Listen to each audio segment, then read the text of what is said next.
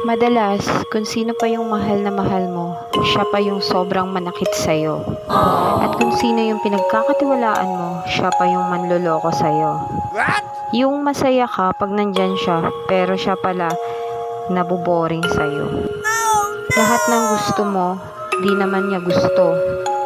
Yung gustong gusto mo siya makita, pero siya gumagawa ng paraan para di ka lang makita. Ganon daw talaga pag di siya tunay sa'yo. Lahat gagawa siya ng paraan para ikaw ay maiwasan. Masakit yun, di ba?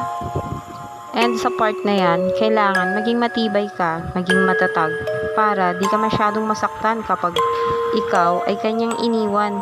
Ganon naman yung buhay. Minsan akala mo, nagmamahal siya ng tunay sa'yo, yun pala hindi.